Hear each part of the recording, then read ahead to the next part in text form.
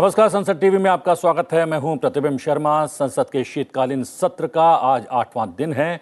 सदन की कार्रवाई शुरू होने से पहले हम हाजिर हैं राज्यसभा और लोकसभा में आज होने वाले कामकाज का पूरा ब्यौरा लेकर हमारे खास कार्यक्रम संसद में आज के साथ। हम आपको बताएंगे कि दोनों सदनों के एजेंडे में कौन से महत्वपूर्ण कामकाज शामिल है। साथ ही बात करेंगे आज सत्ता पक्ष और विपक्ष की क्या रणनीति रहने वाली है। संसद के एजेंडे से जुड़ा हर अपडेट देने के लिए संसद भवन परिसर में मौजूद हैं हमारे संवाददाता सूरज मोहन झा, जो हमें लोकसभा से जुड़ा अपडेट देंगे। नव विक्रम सिंह, जो राज्यसभा से जुड़ा अपडेट हम तक पहुंचाएंगे। स्टूडियो में हमारे साथ मौजूद हैं बीजेडी के राज्यसभा सांसद सस्मित पात्रा, आपका बहुत बहुत स्वागत है। कांग्रेस से राज्यसभा सांसद अमी याज्ञिक भी हमारे साथ मौजूद हैं। साथ ही हमारे साथ जुड़े हैं वर्चुअली वरिष्ठ पत्रकार संजीव चोपड़ा। संजीव, ये आपका भी बहुत बहुत स्वागत है। संसद में आज के एजेंडे को लेकर हम बात करेंगे, लेकिन सबसे पहले नजर डाल देते हैं सुर्खियों पर। लोकसभा में आज 3 विधेयक चर्चा और पारित किए जाने के लिए सूचीबद्ध। इन विधेयकों में समुद्री जल दस्युता रोधी विधेयक 2019 विधेयक शामिल। लोकसभा में संविधान अनुसूचित जनजातियां आदेश तीसरा संशोधन विधेयक 2022 आगे की चर्चा होगी जारी। साथ ही संविधान अनुसूचित जनजातियां आदेश चौथा संशोधन विधेयक भी होगा पेश। दोनों सदनों में गैर सरकारी सदस्यों के कार्य के दौरान पेश होंगे कई महत्वपूर्ण संकल्प। आंगनवाड़ी कार्यकर्ताओं और सहायिकाओं से जुड़े संकल्प पर लोकसभा में होगी चर्चा। संसद में महिलाओं के लिए 33% आरक्षण कोटा लागू किए जाने पर उच्च सदन में होगी आगे की चर्चा। हम राज्यसभा और लोकसभा के आज के एजेंडे पर विस्तार से डालेंगे नजर, अपने मेहमानों से भी उस पर करेंगे खास चर्चा। लेकिन उससे पहले एक नजर दोनों सदनों में कल क्या कुछ हुआ उस पर डाल लेते हैं रीकैप के जरिए। शीतकालीन सत्र के 7वें दिन गुरुवार को लोकसभा से संविधान अनुसूचित जनजातियां आदेश दूसरा संशोधन विधेयक 2022 पारित हुआ। इसके साथ ही लोकसभा में संविधान अनुसूचित जनजातियां आदेश तीसरा संशोधन विधेयक 2022 भी चर्चा उस पर शुरू हुई। राज्यसभा में ग्लोबल वार्मिंग के गंभीर प्रभावों और उससे निपटने के उपायों पर चर्चा की शुरुआत हुई। सांसद तिरुचि शिवा ने इस विषय को सदन में उठाया। कल तक सदन में 13 सांसदों ने इस विषय पर अपनी अपनी बात रखी। संसद के आज के एजेंडे की बात करें तो दोनों सदनों की कार्यसूची में अहम कामकाज शामिल है। सबसे पहले एक नजर डालते हैं आज लोकसभा में क्या है खास पर। लोकसभा में आज 3 विधेयक विचार और पारित किए जाने के लिए सूचीबद्ध। सदन में आज संविधान अनुसूचित जनजातियां आदेश तीसरा संशोधन विधेयक 2022, संविधान अनुसूचित जनजातियां आदेश चौथा संशोधन विधेयक 2022 और समुद्री जल दस्युता रोधी विधेयक 2019 पर चर्चा होनी है। सदन में रक्षा राज्य मंत्री अजय भट्ट रक्षा मंत्रालय संबंधित अनुदानों की मांगों के संबंध में वक्तव्य देंगे। संसदीय कार्य राज्य मंत्री अर्जुन राम मेघवाल 19 दिसंबर से शुरू हो रहे सप्ताह के दौरान होने वाले सरकारी कार्य के बारे में वक्तव्य देने वाले हैं। लोकसभा महासचिव नई दिल्ली अंतर्राष्ट्रीय माध्यस्थम केंद्र संशोधन विधेयक 2022 के बारे में राज्यसभा से प्राप्त संदेशों की सूचना सदन को देने वाले हैं। साथ ही सदन में प्रश्नकाल के दौरान अहम प्रश्न पूछे जाएंगे। विभिन्न अहम पत्र सभा पटल पर रखे जाएंगे और नियम 377 के अधीन लोकहित के मुद्दों पर चर्चा होना भी आज सूचीबद्ध है। आज शुक्रवार है और दोपहर बाद का समय गैर सरकारी सदस्यों के कार्यों के लिए सुनिश्चित है। इस दौरान आज सदन में संकल्प पेश किए जाएंगे। लोकसभा में कई अहम संसदीय समितियों के प्रतिवेदन और विवरण भी पेश किए जाएंगे। सांसद डॉक्टर किरीट प्रेमजी भाई सोलंकी अनुसूचित जातियों तथा अनुसूचित जनजातियों के कल्याण संबंधी समिति का विवरण और अध्ययन दौरे का प्रतिवेदन पेश करेंगे। साथ ही सांसद रमा देवी सामाजिक न्याय और अधिकारिता संबंधी स्थायी समिति के प्रतिवेदन पेश करने वाली है। रुक करते हैं अपने सहयोगी सूरज मोहन झा का। सूरज, आज 8वां रोज है संसद की कार्रवाई का। लोकसभा में क्या कुछ खास होने वाला है?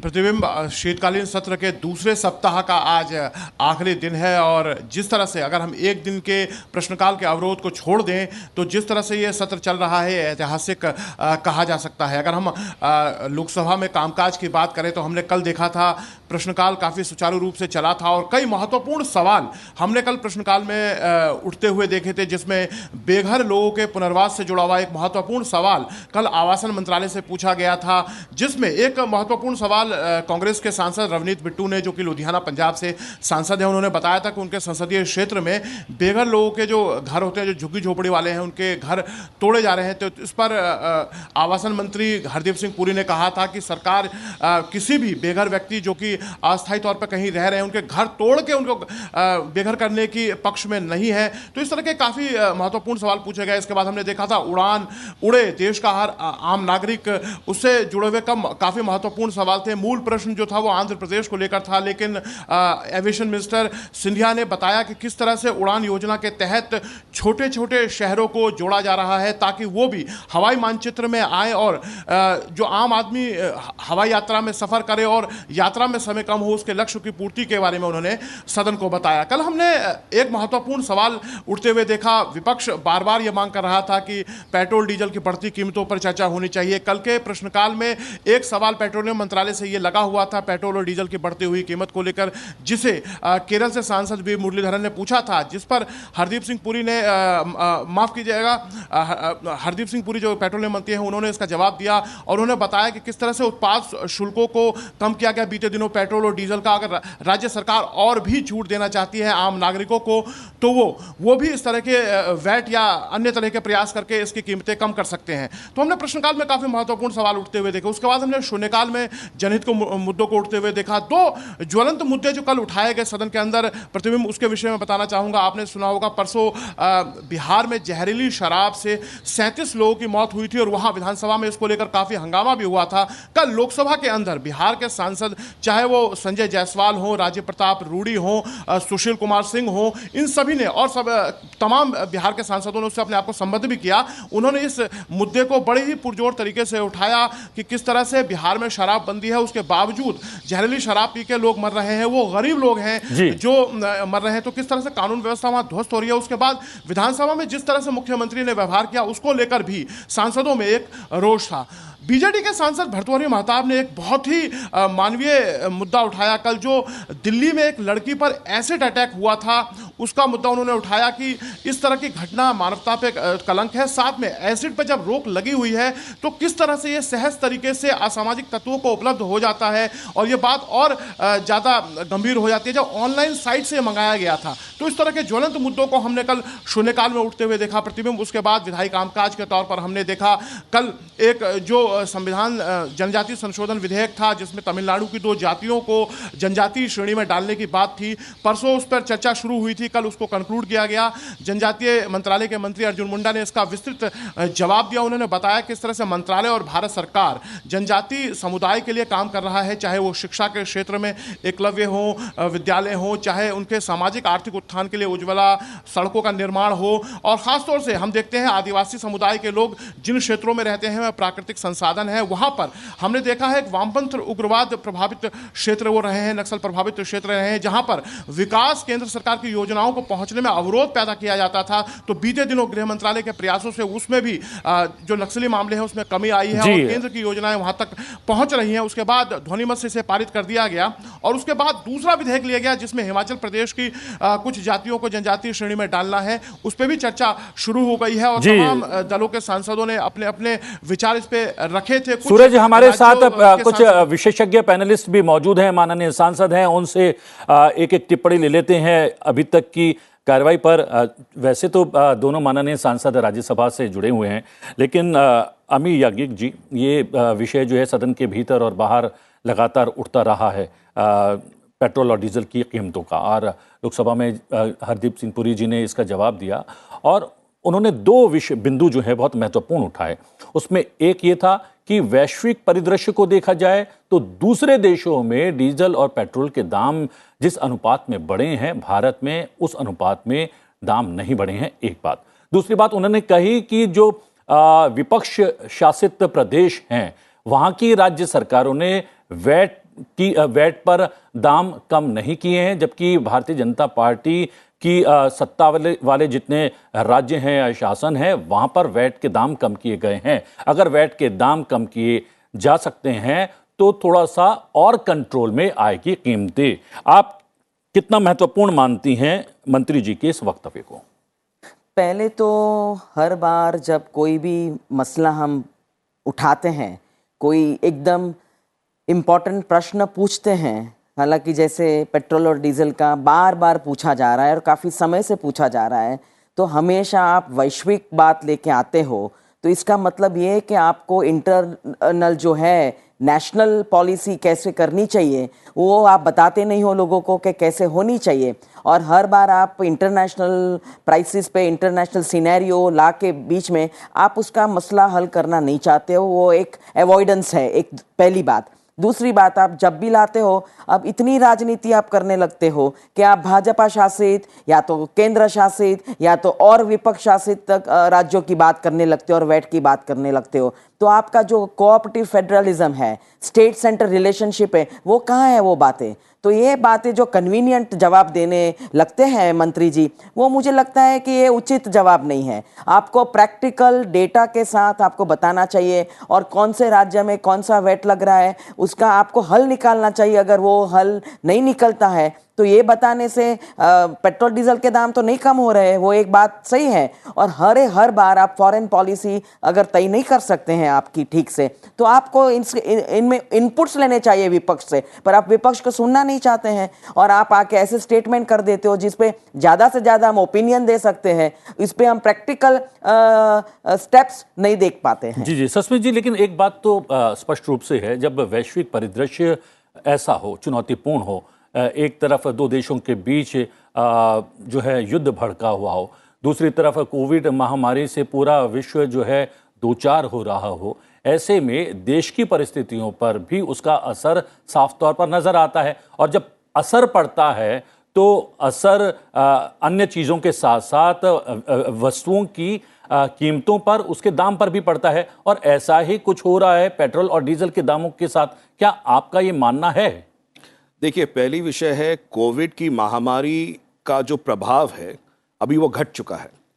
तो इसलिए अंतर्राष्ट्रीय बाजार हो या कोई भी ग्लोबल सिनारियो के बारे में अगर हम चर्चा करें तो कोविड के जो इम्पैक्ट था, और खुद ही केंद्र सरकार ने स्वीकार किया है कि हमारा एक वी शेप्ड अप्रोच रहा है of growth and that we have overcome that, तो वो इश्यू नहीं है। दूसरा विषय है अंतर्राष्ट्रीय बाजार का। अंतर्राष्ट्रीय बाजार में कीमतें बढ़ती हैं, घटती हैं। मेरा ये मानना है कि जब कीमतें घटती हैं फिर आप घटाइए, और जब कीमतें बढ़ती हैं तो आप बढ़ाइए। बट कीमतें बढ़े या घटे, अगर आप एक स्पेसिफिक रेट को स्टिक करते हैं तब ये उचित नहीं है। तो अगर आप कहते हैं कि अंतर्राष्ट्रीय वैश्विक बाजार में जब कीमतें बढ़ रही हैं क्रूड ऑयल की, और उसकी वजह से हमें प्राइसेस बढ़ाने पड़ रहे हैं, तो जब घटती हैं तो आप प्राइसेस घटा क्यों नहीं रहे हैं? तो ये पहली विषय है। दूसरा विषय राज्यों के बारे में आता हूं। मैं बीजू जनता दल से आता हूं, उड़ीसा से आता हूं, जहां हमारी राज्य सरकार है। आप बार बार ये कहते हैं कि वैट जो है राज्य सरकारें घटाएं। राज्य सरकारों के पास कितने साधन हैं, कितने रिसोर्सेज हैं जो कि केंद्र सरकार के पास है, वो राज्य सरकार के पास कभी भी नहीं होगा। अगर आप जीएसटी का जो डिविजिबल टैक्स पूल है उसमें से आधा जो है वो केंद्र सरकार अपने पास रखती है, बाकी का आधा जो है बंटता है राज्यों में। तो राज्यों के पास सीमित सुविधाएं होती है, सीमित फंड्स होते हैं। उसमें से अगर आप बोलें कि वैट आप घटाइए, तो केंद्र सरकार जो लगभग 8 लाख करोड़ इसकी जो रेवेन्यू रहा है, इनकम रहा है, आपके ये सेस रहा है, या फिर आपके ये वैट से, जीएसटी से रहा है, वैट से रहा है, तो इस तरह से तो केंद्र सरकार को बहुत मुनाफा हो रहा है। तो अगर आप कहेंगे हम मुनाफा इधर रखेंगे और उधर राज्य सरकारों पे प्रेशर डालेंगे, तो ये तो उचित नहीं है।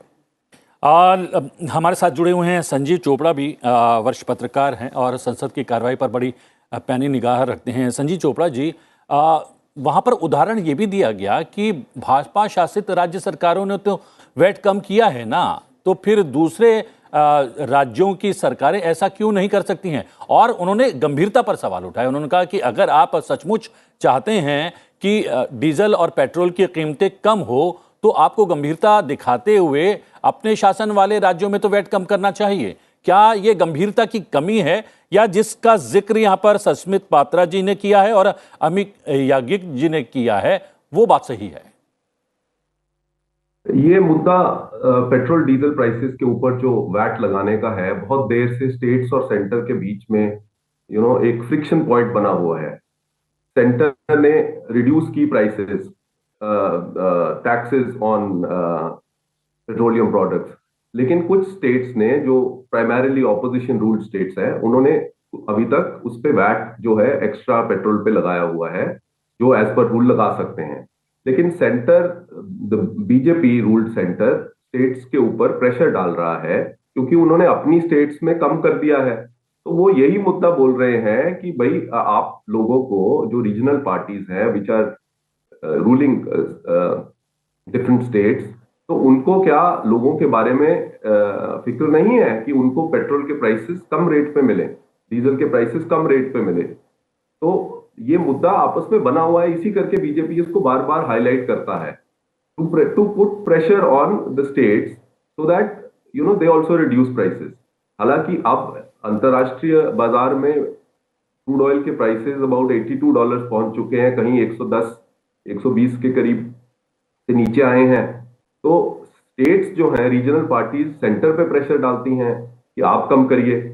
तो ये मुद्दा आपस में फ्रिक्शन पॉइंट कंटिन्यू बनता रहेगा आपस में। जी, यहाँ हमारे साथ जुड़ गई हैं, हम बता दें, सुनीता दुग्गल जी, बीजेपी की माननीय सांसद लोकसभा। आपका बहुत बहुत स्वागत है। आप बीच में आप हमारे साथ जुड़ी हुई हैं। विषय चल रहा था, हरदीप सिंह पुरी जी ने कल कहा कि अगर आप सचमुच में गंभीर हैं, विपक्ष को एड्रेस करते हुए कहा, तो अपने शासित राज्यों की सरकारों से कहें कि वैट को घटाएं।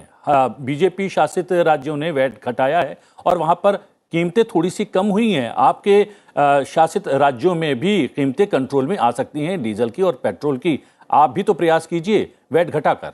नहीं, देखिए, बिल्कुल जो है कि विपक्ष जो है वो उनको आरोप प्रत्यारोप करना तो आता है, लेकिन वो अपने जहाँ पर उनकी सत्ता है वहाँ पर वो किस तरह से लोगों को जो है रिलीफ दे सकते हैं, इसके बारे में वो नहीं सोचते हैं। और जब सत्ता पक्ष जो है इसके बारे में कोई बात उठाता है तो फिर वो टीका टिप्पणी करने लगते हैं। मुझे लगता है कि ये चीज़ समझनी चाहिए कि जब सेंट्रल गवर्नमेंट ने जो है अपनी तरफ से जितना मैक्सिमम हो सकता था उतना रिलीफ दिया है, तो उसके बाद जितने भी आपने देखा होगा कि बीजेपी शासित जो भी राज्य हैं उनके अंदर भी वैट कम किया है। तो मुझे लगता है कि इसी तरह से ही जो दूसरे राज्य हैं उनको भी वैट कम करना चाहिए ताकि लोगों को जो है वो राहत मिल सके। जी, सस्मित जी ने एक बिंदु और जोड़ा है। उन्होंने कहा है कि बाजार के हवाले हैं पेट्रोल डीजल के दाम, ये बात ठीक है, लेकिन बाजार में जब दाम बढ़ते हैं तो यहाँ पर बढ़ा दिए जाते हैं, जब घटते हैं तो दाम घटने भी तो चाहिए। ऐसा क्यों नहीं होता है?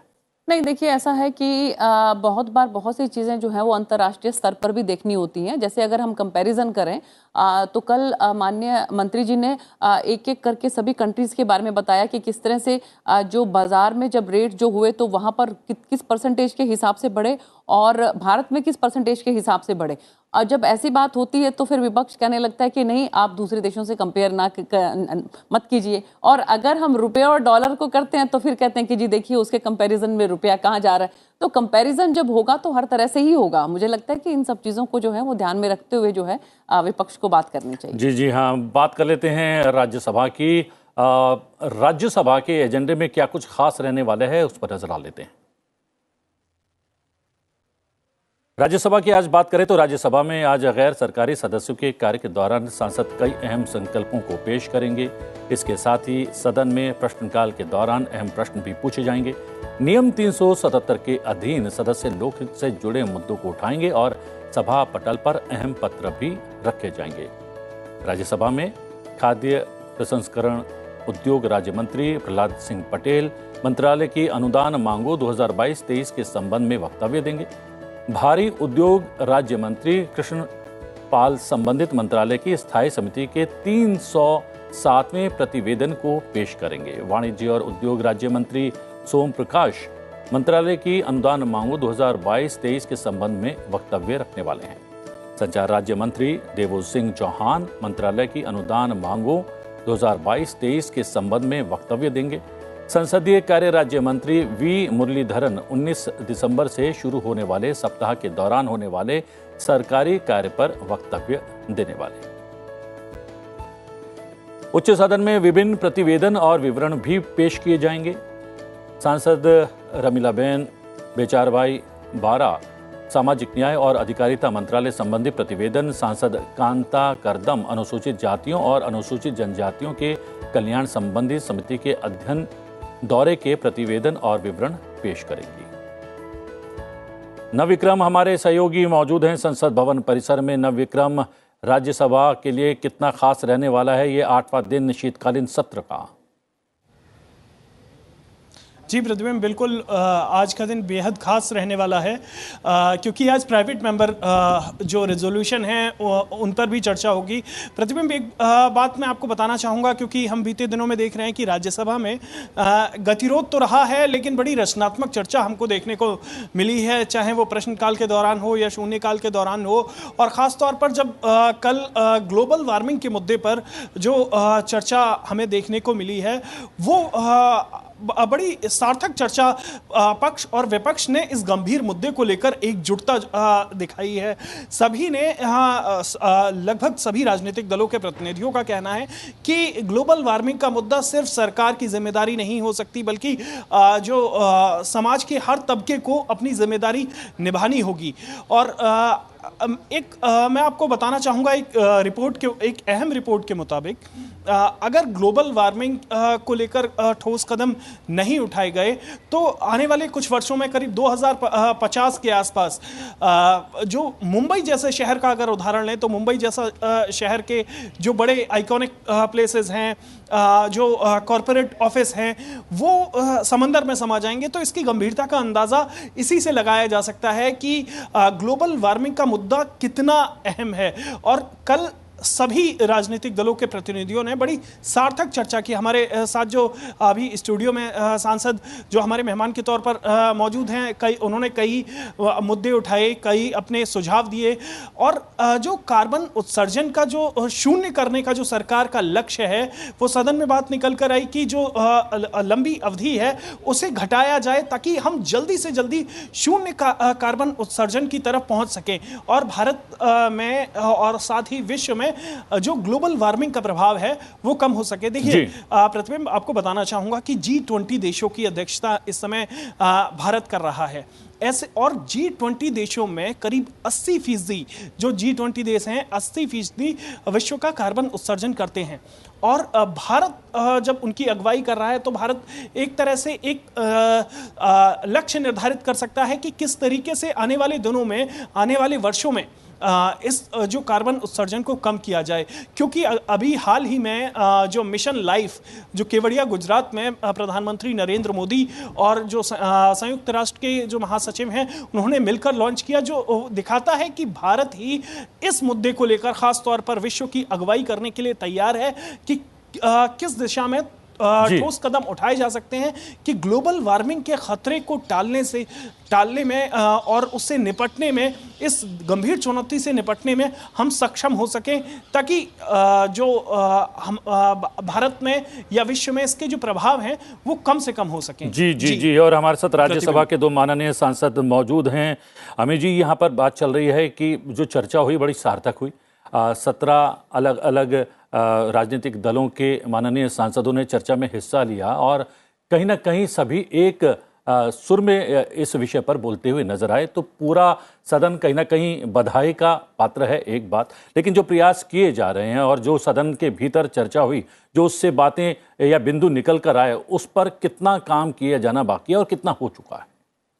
नहीं, सदन में कल बहुत अच्छी चर्चा हुई और सबने माना कि ग्लोबल वार्मिंग एक ग्लोबल इश्यू है और इंडिया ने जो कमिटमेंट्स किए हैं अंतर्राष्ट्रीय स्तर पर कि हम नेट ज़ीरो एमिशंस करके लाएंगे 2070 से तक, तो उस पर बहुत चर्चा हुई।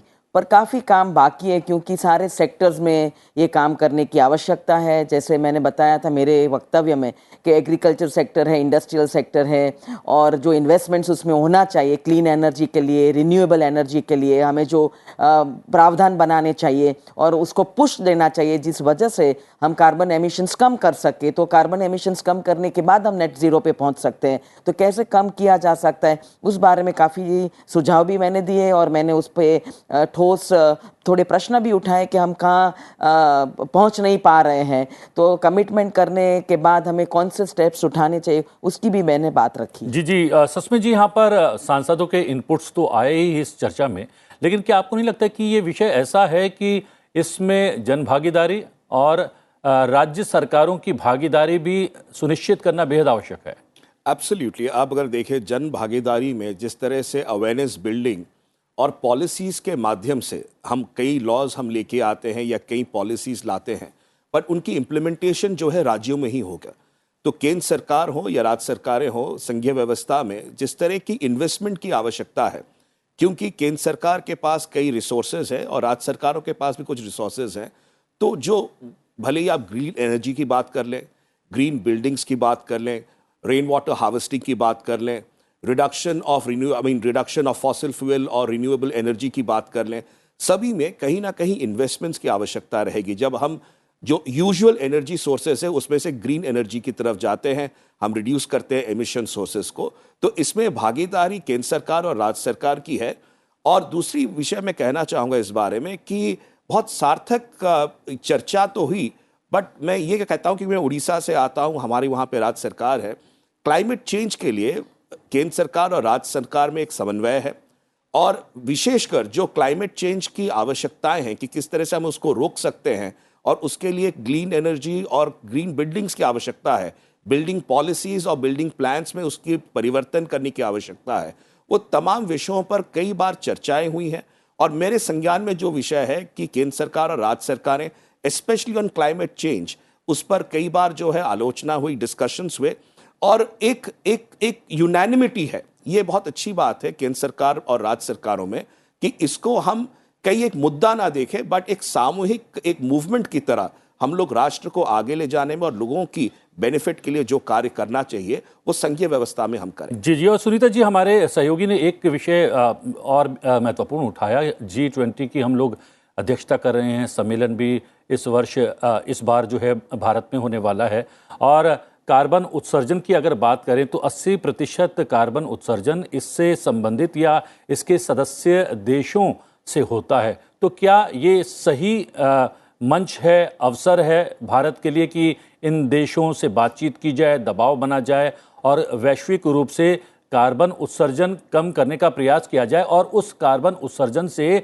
जिन गरीब मुल्कों या देशों पर जो है नकारात्मक असर पड़ता है, उसके एवज में उनको जो है कुछ राशि मुहैया कराई जाए? क्या ये सही उचित मंच होगा क्या? बिल्कुल प्रतिबिंब जी, बहुत ठीक बात आपने कही। और देखिए, मैं तो ये कहना चाहती हूँ कि जब COP26 हुआ तो ऑनरेबल प्राइम मिनिस्टर साहब ने वहाँ पर one world one sun one world one grid ये मिशन दिया था, और उसके बाद सभी लोग इसको लेकर काफ़ी संजीदा नज़र आए। और जैसा कि आपने कहा कि $100 बिलियन का वहाँ पर एक ये रखा गया था, फंड रखा गया था। और ये भी देखने वाली बात है कि G20 जो हमारे यहाँ पर हो रहा है, जिसकी की प्रेसिडेंसी जो है अब वो इंडिया भारत करने वाला है, तो उसमें भी मुझे लगता है कि ये बातें ज़रूर आके आने चाहिए कि जो देश जो है कार्बन उत्सर्जन के लिए जो जिम्मेवार हैं, उनको आगे बढ़कर जो है वो ये फंड जो है इसके अंदर अपना कंट्रीब्यूशन करना चाहिए। और जो देश जो हैं जो कार्बन उत्सर्जन नहीं करते हैं लेकिन उनको भोगना पड़ता है, उनको परेशान होना पड़ता है इसकी वजह से वहाँ की जनता को, तो वहाँ पर ज़रूर अपना कंट्रीब्यूशन रखना चाहिए।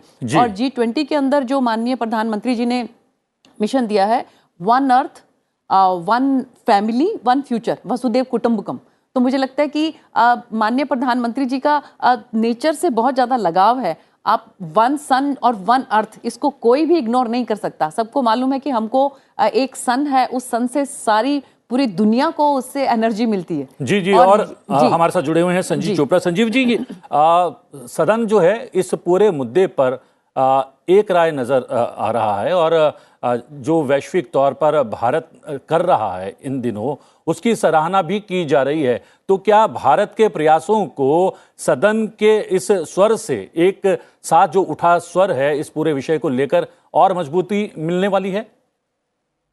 जी बिल्कुल, इस पे अब क्योंकि इंडिया G20 की प्रेसिडेंसी कर रहा है तो इस इशू को और बढ़ावा मिलेगा।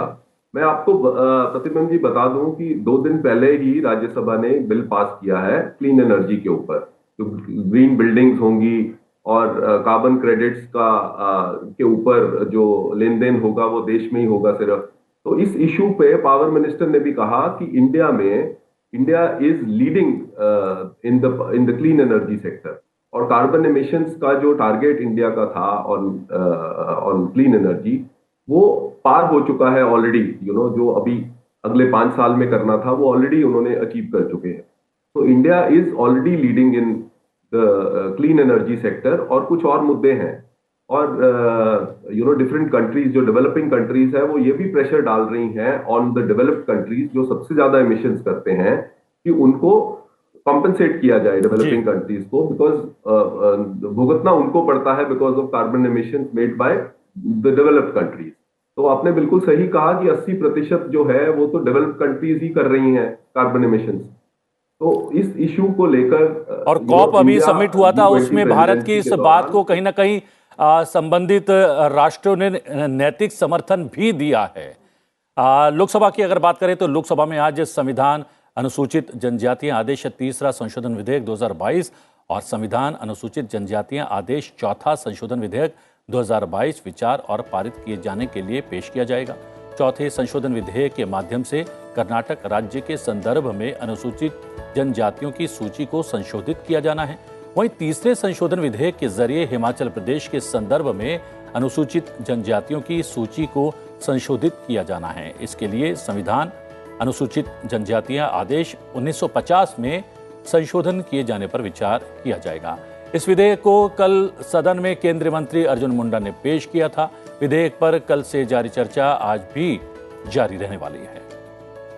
लोकसभा में आज समुद्री जल दस्युता रोधी विधेयक 2019 पर आगे की चर्चा होगी। विधेयक को विदेश मंत्री डॉक्टर एस जयशंकर ने सदन में विचार और पारित किए जाने के लिए प्रस्तुत किया था। विधेयक को लोकसभा में 9 दिसंबर 2019 को पेश किया गया था। विधेयक पर संसद की स्थायी समिति ने 11 फरवरी 2021 को रिपोर्ट पेश की थी। ये विधेयक भारतीय अधिकारियों को गहरे समुद्र में समुद्री डकैती के खिलाफ कार्रवाई करने में सक्षम बनाता है। इसके जरिए खुले समुद्र में होने वाली डकैती के लिए दंड तय किए जाएंगे।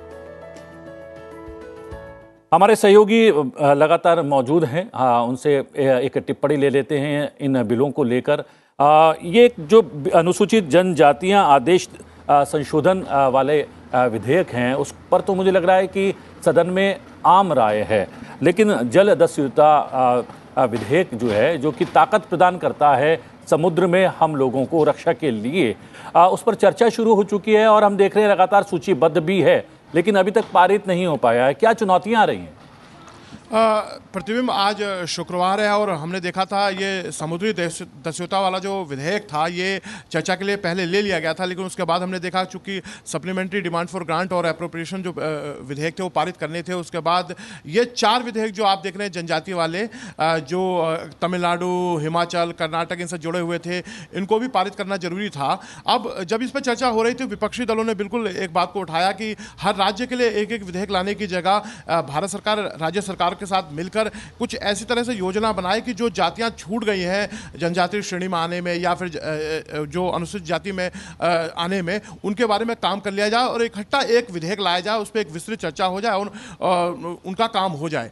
लेकिन हम देख रहे हैं कि इसके ऊपर एक संवैधानिक अपने कारण होंगे जिस वजह से एक एक करके ये विधेयक आ रहे हैं। उसके बाद जैसे आज शुक्रवार है प्रतिबिंब, तो आपने देखा इन 2 विधेयकों के अलावा पे जो पायरेसी जो मैरी टाइम वाला विधेयक आज लगा हुआ है, काफी महत्वपूर्ण विधेयक है। यूएन की कन्वेंशन ऑब्जर्वेशन जो है उसके आधार पर यह बन रहा है। भारत की समुद्री सीमाएं और जो व्यापारिक स्थिति है उसमें किस तरह से सुरक्षित किया जाए वो इसमें रखा गया है। पायरेसी शब्द को इसमें परिभाषित किया जा रहा है। सजा इसमें जो है वो निर्धारित की गई है जिसमें उम्र कैद और फांसी की सजा भी है। ये इस संदर्भ में भी बहुत महत्वपूर्ण हो जाता है कि बीते दिनों सुप्रीम कोर्ट ने फांसी की सजा को लेकर अपनी एक ऑब्जर्वेशन दी थी, लेकिन इस विधेयक में उसका प्रावधान रखा गया है क्योंकि जो अपराध हैं उस श्रेणी के हैं। आज प्रतिबिंब शुक्रवार है तो प्रश्नकाल शून्यकाल के अलावा विधायी काम के बाद 3:30 बजे से निजी सदस्यों का कार्य होना है। एक सप्ताह निजी विधेयक आते हैं, एक सप्ताह निजी संकल्प आते हैं। आज 3:30 बजे निजी संकल्प लिया जाएगा। बहुजन समाज पार्टी के सांसद रितेश पांडे का एक निजी संकल्प जो बीते दिनों से चला आ रहा है, आंगनवाड़ी वर्कर और जो सहायिका है उनके कल्याण को लेकर ये जो संकल्प है और जिस पर चर्चा चल रही है, इसमें जो आंगनवाड़ी वर्कर्स हैं, चूंकि वो महिलाएं, गर्भवती महिलाएं जो होती हैं, बच्चे, कुपोषण को लेकर जो भारत सरकार की या राज्य सरकार की लड़ाई है उसमें महत्वपूर्ण योगदान निभाती हैं और योजनाओं को गांव तक पहुंचाने में बहुत बड़ा योगदान है उनका। तो उनका कल्याण किस तरह से हो, उनको रेगुलराइज किया जाए, उनको ऑनरेरियम की जगह सैलरी मिले, उनके कल्याण हो ताकि जो योजनाएं हैं वो अपने सही तरीके से अंजाम तक पहुंचे। सूरज, दो माननीय महिला सांसद हमारे साथ स्टूडियो में मौजूद हैं और आपने कहा कि ये विषय जो है कहीं ना कहीं आंगनवाड़ी का वो महिलाओं से जुड़ा हुआ है और हमने देखा कि कोविड काल में दूर दराज के क्षेत्रों में, वन क्षेत्रों में ये आंगनवाड़ी जो है महिलाएं गई हैं और उन्होंने देश का कहीं ना कहीं गौरव बढ़ाया है और सेवा भी प्रदान की है। प्रधानमंत्री ने इसका जिक्र भी किया है, लेकिन उनके कल्याण के लिए और क्या कुछ किया जाना चाहिए? इस संकल्प कितना महत्वपूर्ण?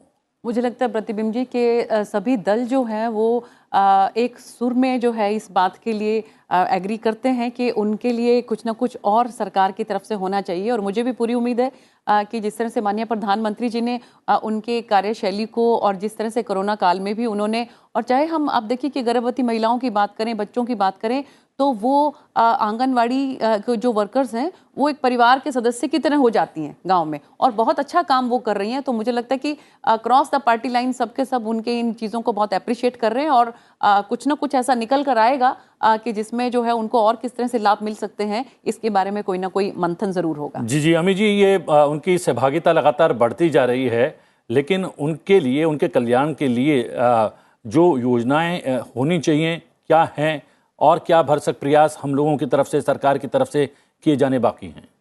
आंगनवाड़ी वर्कर्स जो है, जो बहनें, वो इतना अच्छा काम कर रही हैं। वो एंड तक, जो हम कहते हैं ना छेवाड़े के लोग के तक, वो आप गांव लो या शहर लो, कहीं भी आंगनवाड़ी जहाँ भी है, तो उनका मुझे मानना है कि कई बार ये प्रश्न उठाएं कि उनको हम जरा ज़्यादा सशक्त करें, उनके वेतन बढ़ाएं, उनको थोड़ा ज़्यादा उनको सहूलियत मिले। कई जगह आंगनवाड़ी की जगह ही नहीं है, कई जगह आंगनवाड़ी बंद भी नहीं रही और वो आंगनवाड़ी वर्कर्स कह रही है कि बंद हो गई है। मैंने अभी बीच में जो दौरा किया था उसमें मैंने देखा था सारे। तो ये मुझे लगता है कि सब सहमत होंगे कि आंगनवाड़ी वर्कर्स सबसे ज़्यादा काम करती है, वो सबके साथ जहाँ भी जिसको मदद की ज़रूरत होती है वो हाजिर रहती हैं। बच्चों भी उनमें शामिल होते हैं, उनका कनेक्ट बहुत अच्छा होता है सबके साथ। वो ऐसे जहाँ भी है वो एक परिवार की महिला या व्यक्ति हो जाती है और सबके मुंह पे आप देखेंगे तो आंगनवाड़ी वर्कर का नाम जरूर होता है। तो मुझे लगता है उनके लिए हमें ये जो चीज़ें करनी चाहिए, ज़्यादा से ज़्यादा हम उनके वेतन बढ़ाना चाहिए, उनको कितनी सहूलियत मिलनी चाहिए, उनके भविष्य के बारे में भी हमें कौन सी पॉलिसी ला के उनको एक क्या कहते हैं कि एक थोड़ा कंफर्ट लेवल दे सकते हैं, वो हमें करना चाहिए। और हम लोग इस विशेष कार्यक्रम में, प्रश्नकाल में, राज्यसभा हो लोकसभा में कौन से महत्वपूर्ण प्रश्न अलग अलग सांसद दलों के सांसद सभा के अंदर पूछते हैं वो हम अंत में दिखाते हैं। चूँकि आज हमारे साथ राज्यसभा के माननीय सांसद सस्मित पात्रा जी मौजूद हैं, उनका एक बहुत महत्वपूर्ण प्रश्न कृषि एवं किसान कल्याण मंत्रालय से न्यूनतम समर्थन मूल्य के निर्धारण से संबंधित आज पूछा जाने वाला है। कितना महत्वपूर्ण है और आप क्या कुछ बिंदु उठाना चाहते हैं इस प्रश्न के द्वारा सस्मित जी? देखिए, मिनिमम सपोर्ट प्राइस MSP को लेके कई चर्चाएं हो चुकी हैं देश में और पिछले 3 सालों में विशेषकर किसानों को लेके कई आवेग रहा है। तो मेरा स्पेसिफिक प्रश्न आज जो लिस्टेड है 5th सीरियल नंबर पे आज, वो है कि स्वामीनाथन कमीशन की जो रिपोर्ट आई थी उसमें रिकमेंडेशंस थे कि आपकी वृद्धि होनी चाहिए मिनिमम सपोर्ट प्राइस का। केंद्र सरकार ने बोला कि हमने 1.5 गुना वृद्धि करी। अब 1.5 गुना जो वृद्धि की गई उसके 3 कंपोनेंट्स होते हैं, A2, A2FL, C2। मैं बस संक्षिप्त में बता देता हूं क्या होता है। A2 होता है जो आपका इनपुट कॉस्ट होता है, जैसे मान लीजिए आपने खाद डाला, आपने बीज लगाया, ये जो कॉस्ट होता है ये होता है इनपुट कॉस्ट। A2+FL होता है फैमिली लेबर, जब एक परिवार जो होती है उस किसान के, वो लोग बिना किसी वेतन के वहां पर काम करते हैं, तो वो A2FL आता है। C2 क्या होता है, जो अगर किसी ने उन्हें ऋण लिया, कोई लोन लिया, उसका जो ब्याज होता है, वो जो टोटल जो अपॉर्चुनिटी कॉस्ट है जोड़ के C2 बनता है। तो प्रोफेसर स्वामीनाथन जी का ये स्पष्ट मत है, और कई ऐसे रिपोर्ट्स हैं जिसमें उन्होंने कहा था कि 1.5 गुना अगर आप वृद्धि कर रहे हैं मिनिमम सपोर्ट प्राइस को, उसको C2 वैल्यू के हिसाब से करें। और केंद्र सरकार ने A2FL के वैल्यू से 1.5 गुना वृद्धि करी है। तो मेरा प्रश्न यह है कि केंद्र सरकार ने क्या C2 वैल्यू पे किया है या A2+FL वैल्यू पे किया है, और अगर नहीं किया C2 वैल्यू पे तो कब तक करेंगे और नहीं करने के कारण क्या है? क्योंकि जब स्वामीनाथन कमीशन रिपोर्ट आई उस पर कई चर्चा हुआ, और अभी तक भी जब फार्म बिल्स आए उससे पहले और बाद में भी कई चर्चाएं रही कि स्वामीनाथन कमीशन रिपोर्ट को आप कारगर करिए, आप कार्रवाई में लाइए, इफेक्टिवाइज कराइए। तो उसमें 1.5 गुना वृद्धि की जो विषय रही है वो बहुत चर्चा का विषय रहा, मगर इसमें जो बारीकी है वो A2+FL वर्सेस C2 वैल्यू का है। तो मैं आशा करता हूं आज माननीय मंत्री जी उस पर स्पष्ट करेंगे। जी, और आप लोगों को जाना होगा सदन की कार्रवाई में सम्मिलित होने के लिए, लेकिन संकल्पों का दिन है, जैसा कि हमारे सहयोगी सूरज ने भी बताया है। और आज संकल्प की बात करें राज्यसभा की, तो 33% महिलाओं के आरक्षण से जुड़ा एक संकल्प है, और जनसंख्या वृद्धि को कैसे रोका जाए, ये 2 बड़े संकल्प हैं। अमित जी, कितने महत्वपूर्ण संकल्प हैं, और संकल्प जब सदन के भीतर सामने आते हैं तो कितने खास होते हैं, कितना जरूरी होते हैं सदन के लिए? ये संकल्प इतने ज़रूरी होते हैं कि सब पार्टियां आके इस पे अपना विचार प्रदर्शित करती हैं और कहती है, और ज़्यादातर सहमति असहमति इसी से बनती है। तो ये दोनों आप देख रहे हैं जो आए हैं संकल्प, दोनों बहुत महत्वपूर्ण है। एक पे तो पॉपुलेशन कंट्रोल पे तो पहले भी चर्चा हो चुकी है, फिर भी आज अगर आएंगे तो सब अपना अपना विचार प्रकट करेंगे, और फिर मंत्री जी भी उन पे अपनी राय देते हैं।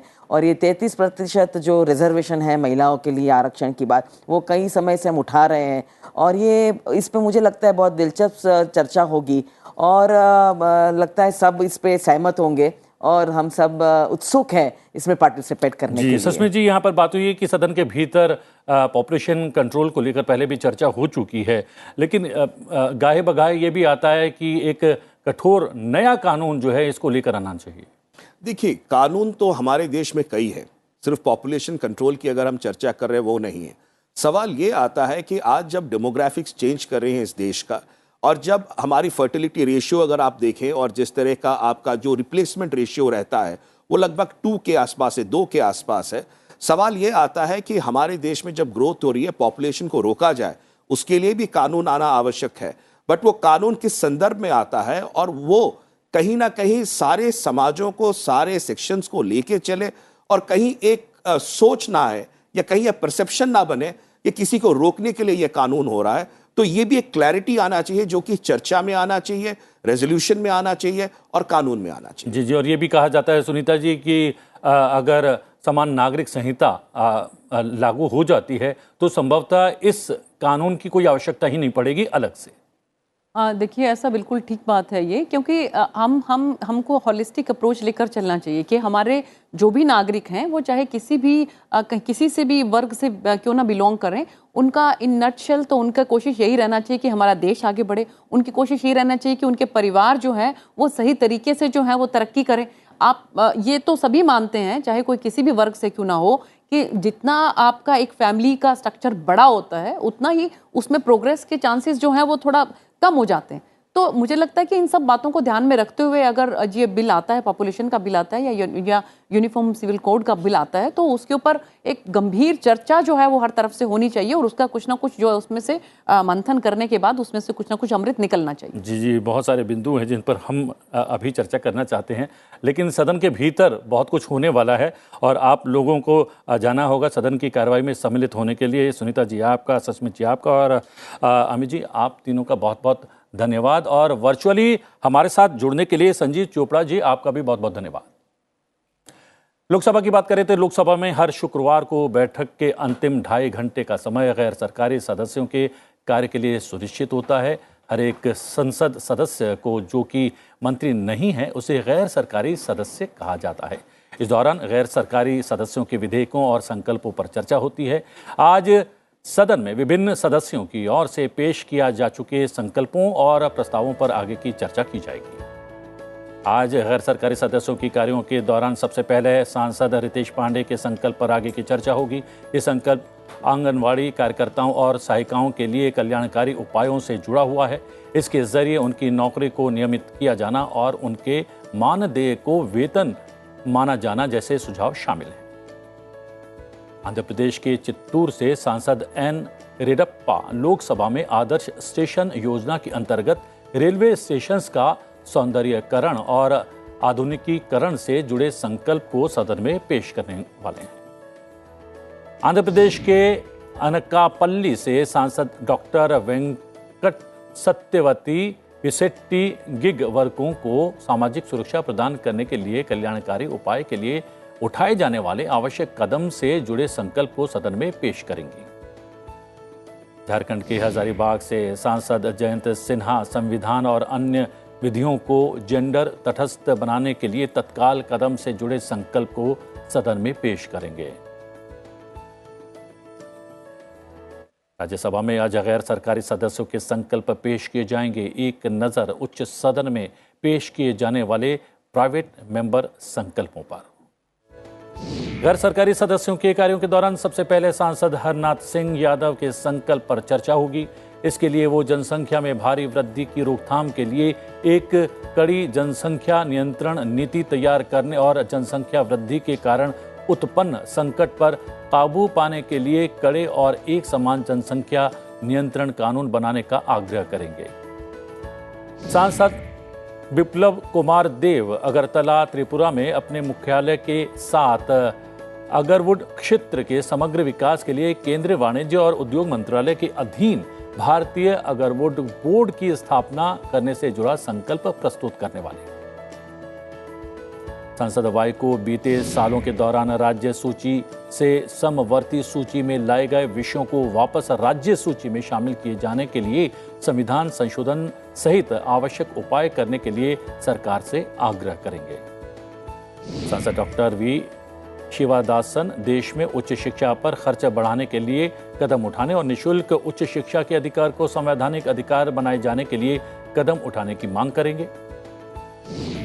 सांसद डॉक्टर अमर पटनायक महिलाओं का प्रतिनिधित्व बढ़ाने और संसद में महिलाओं की अधिक से अधिक समावेशिता सुनिश्चित करने के लिए संसद में महिलाओं के लिए 33% आरक्षण कोटा लागू किए जाने का आग्रह करेंगे। लोकसभा में आज प्रश्नकाल के दौरान आयुष, रसायन और उर्वरक, रक्षा, स्वास्थ्य और परिवार कल्याण, विधि और न्याय, पत्तन, पोत, परिवहन और जलमार्ग और महिला और बाल विकास मंत्रालय से जुड़े प्रश्न पूछे जाएंगे। सांसद जसकौर मीणा स्वास्थ्य और परिवार कल्याण मंत्रालय से आयुष्मान भारत योजना के तहत कवरेज से संबंधित प्रश्न पूछेंगी। सांसद चंद्रशेखर साहू महिला और बाल विकास मंत्रालय से बच्चों के लिए योजना से जुड़ा सवाल पूछेंगे। सांसद घनश्याम सिंह लोधी आयुष मंत्रालय से आयुष में शैक्षणिक अनुसंधान के लिए अंतर्राष्ट्रीय सहयोग से संबंधित प्रश्न पूछने वाले हैं। सांसद डॉक्टर वेंकटेश नेता बोरलंकुता रसायन और उर्वरक मंत्रालय से बल्क ड्रग पार्कों की स्थापना से जुड़ा सवाल पूछने वाले हैं। सांसद पीसी मोहन स्वास्थ्य और परिवार कल्याण मंत्रालय से कोविड महामारी के दौरान दवा प्रतिरोधी टीबी के मामलों में हुई वृद्धि से जुड़ा हुआ प्रश्न पूछने वाले हैं। सांसद पोचा ब्रह्मानंद रेड्डी आयुष मंत्रालय से आयुर्वेदिक अनुसंधान केंद्र के आंध्र प्रदेश में खोले जाने के संबंध में सवाल पूछेंगे। सांसद सुनील कुमार सिंह विधि और न्याय मंत्रालय से न्यायिक प्रणाली में आर्टिफिशियल इंटेलिजेंस टूल्स के उपयोग किए जाने से जुड़ा सवाल पूछेंगे। सांसद राहुल रमेश शेवाले स्वास्थ्य और परिवार कल्याण मंत्रालय से पीएम टीबी मुक्त भारत अभियान के 2030 तक के लक्ष्य के संबंध में सवाल पूछेंगे। सांसद सुदर्शन भगत स्वास्थ्य और परिवार कल्याण मंत्रालय से निजी अस्पतालों द्वारा रोगियों के शोषण के बढ़ते मामलों से जुड़ा सवाल पूछने वाले हैं। सांसद सुमलता अम्बरीश स्वास्थ्य और परिवार कल्याण मंत्रालय से जीडीपी प्रतिशत के संदर्भ में स्वास्थ्य व्यय से संबंधित सवाल पूछेंगी। सांसद टीआर बालू महिला और बाल विकास मंत्रालय से प्रजनन आयु वर्ग में एनीमिया से ग्रसित महिलाओं के बारे में सवाल पूछेंगे। सांसद गजेंद्र उमराव सिंह पटेल रक्षा मंत्रालय से मध्य प्रदेश में आर्मी स्कूल स्थापित किए जाने की योजना से जुड़ा हुआ प्रश्न पूछेंगे। सांसद दिया कुमारी आयुष मंत्रालय से ग्रामीण क्षेत्र में आयुष उपचार के लिए बीते 3 साल में व्यय की गई धनराशि से संबंधित सवाल पूछेंगे। सांसद तेजस्वी सूर्या पत्तन पोत परिवहन और जलमार्ग मंत्रालय से पश्चिमी तट में बंदरगाहों की संख्या और उनके आकार से जुड़ा हुआ प्रश्न पूछेंगे। सांसद विनायक भाऊराव राउत आयुष मंत्रालय से देश में वर्तमान में चल रहे होम्योपैथिक क्लिनिकों की स्थिति के बारे में प्रश्न करेंगे। सांसद किशन कपूर स्वास्थ्य और परिवार कल्याण मंत्रालय से शहरी और ग्रामीण क्षेत्रों में जनसंख्या नियंत्रण के लिए उठाए जा रहे कदमों से संबंधित सवाल पूछेंगे। सांसद एन.के. प्रेमचंद्रन आयुष मंत्रालय से होम्योपैथी में अनुसंधान को बढ़ावा देने के लिए भारत सरकार की नीतियों से संबंधित प्रश्न करेंगे। सांसद निहाल चंद चौहान स्वास्थ्य और परिवार कल्याण मंत्रालय से प्रधानमंत्री सुरक्षित मातृत्व अभियान के निजी अस्पतालों में क्रियान्वयन से जुड़ा सवाल पूछेंगे। सांसद कुमारी राम्या हरिदास आयुष मंत्रालय से आयुष उत्पादों को बढ़ावा दिए जाने के लिए चल रही योजनाओं से संबंधित प्रश्न पूछने वाली हैं। सांसद जगदम्बिका पाल विधि और न्याय मंत्रालय से एडीआर प्रणाली के माध्यम से मामलों के निपटाने से जुड़ा सवाल पूछेंगे। राज्यसभा में आज प्रश्नकाल के दौरान कृषि एवं किसान कल्याण, वाणिज्य और उद्योग, संचार, उपभोक्ता मामले, खाद्य और सार्वजनिक वितरण, इलेक्ट्रॉनिकी और सूचना प्रौद्योगिकी, खाद्य प्रसंस्करण उद्योग, रेल और वस्त्र मंत्रालय से जुड़े हुए प्रश्न पूछे जाएंगे। सांसद अभी रंजन विश्वास वस्त्र मंत्रालय से कपास को आवश्यक वस्तु अधिनियम में शामिल करने से जुड़ा प्रश्न पूछेंगे। सांसद के.आर. सुरेश रेड्डी संचार मंत्रालय से BBNL का BSNL में विलय किए जाने से संबंधित सवाल करेंगे। सांसद घनश्याम तिवारी कृषि और किसान कल्याण मंत्रालय से राजस्थान में प्रधानमंत्री किसान योजना के क्रियान्वयन की वर्तमान स्थिति से जुड़ा प्रश्न करेंगे। सांसद मोहम्मद नदीमुल हक कृषि एवं किसान कल्याण मंत्रालय से देश में और अधिक IPM केंद्रों की आवश्यकता से संबंधित प्रश्न पूछने वाले हैं। सांसद डॉक्टर सस्मित पात्रा कृषि एवं किसान कल्याण मंत्रालय से न्यूनतम समर्थन मूल्य के निर्धारण से संबंधित सवाल करने वाले हैं। सांसद डॉक्टर अशोक कुमार मित्तल खाद्य प्रसंस्करण उद्योग मंत्रालय से पंजाब में खाद्य पार्कों हेतु प्रस्ताव से जुड़ा हुआ एक महत्वपूर्ण प्रश्न करेंगे। सांसद बी पार्थसारथी रेड्डी इलेक्ट्रॉनिकी और सूचना प्रौद्योगिकी मंत्रालय से साइबर हमलों की रोकथाम से संबंधित सवाल करेंगे। सांसद धनंजय भीमराव महाडिक कृषि एवं किसान कल्याण मंत्रालय से राष्ट्रीय कृषि विकास योजना यानी कि RKVY के कार्यान्वयन से जुड़ा प्रश्न करेंगे। सांसद जग्गेश रेल मंत्रालय से मुंबई गोवा कोंकण क्षेत्र में अधिक विस्टाडोम कोचों की शुरुआत किए जाने की योजना से संबंधित सवाल पूछने वाले हैं। सांसद इरण कडाडी खाद्य प्रसंस्करण उद्योग मंत्रालय से PMFME योजना में ODOP के अंतर्गत उत्पाद से जुड़ा हुआ प्रश्न पूछेंगे। सांसद संजय सिंह कृषि एवं किसान कल्याण मंत्रालय से उत्तर प्रदेश द्वारा रबी की फसलों के लिए प्रस्तावित MSP से संबंधित सवाल पूछेंगे। सांसद डॉक्टर जॉन ब्रिटास उपभोक्ता मामले खाद्य और सार्वजनिक वितरण मंत्रालय से प्राकृतिक आपदाओं के लिए राहत उपाय के रूप में राज्यों को खाद्यान्न के आवंटन से जुड़ा हुआ सवाल पूछेंगे। सांसद NR इलांगो संचार मंत्रालय से BSNL और MTNL द्वारा 5G सुविधाओं की शुरुआत से संबंधित सवाल पूछेंगे। सांसद बिनोय बिस्वम कृषि एवं किसान कल्याण मंत्रालय से रबी के सीजन में इस फसल के लिए न्यूनतम समर्थन मूल्य यानी कि MSP की घोषणा में देरी से किसानों को होने वाली परेशानी से जुड़ा प्रश्न पूछेंगे। सांसद डेरेक ओब्रायन उपभोक्ता मामले, खाद्य और सार्वजनिक वितरण मंत्रालय से देश में उपलब्ध गेहूं के भंडार से संबंधित सवाल पूछेंगे। फिलहाल संसद में आज में इतना ही। अब से कुछ देर में लोकसभा और राज्यसभा की कार्रवाई शुरू होने जा रही है। संसद टीवी लोकसभा पर आप लोकसभा और संसद टीवी राज्यसभा पर आप राज्यसभा की कार्रवाई का सीधा प्रसारण देख सकते हैं। तो बने रहिए संसद टीवी के साथ। मुझे आज्ञा दीजिए। नमस्कार।